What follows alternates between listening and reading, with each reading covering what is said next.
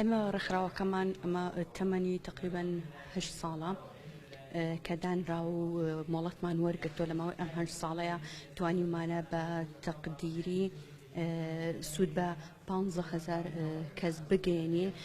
جگەلەوەی کە سوودمان بە بواری پەروەردەگەیانەوە بە تایبەت لە قۆناغەکانی باخچە و هەروەها قۆناغی سەرەتایی و بنەڕاتیەکانە کە توانیمان لە ڕێی پێشکەشکردنی چەندین سیمیناری ژینگەیی بە مناڵان و هەروەها ئێمەوا پێیان بگەێنین کە بڵین کە ژینگە دۆستانە ئاژەڵ دۆستانە پێویستە بیان پارێزن پێویستە بەرگریان لێ بکەن هەروەها ئێمە مەبەستمانە جارێکی تر لەم کۆنگرەی ئەم جارەمانە پەیڕۆ پرۆگرامەکەوا داڕێژینەوە کە بتوانین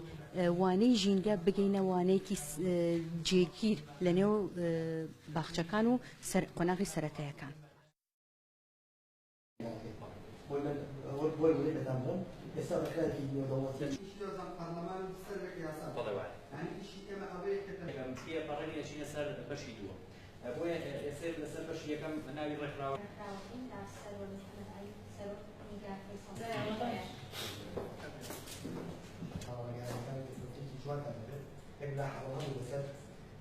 دو دام پیروتنا ام کامرو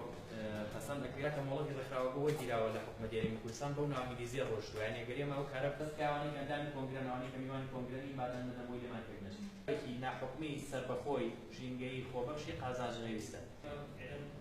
جینگی وزارت دسته امو بودی ممکن دوش هزار گرینگا که یعنی اون نبرده لسه سوی که ناوی رخراو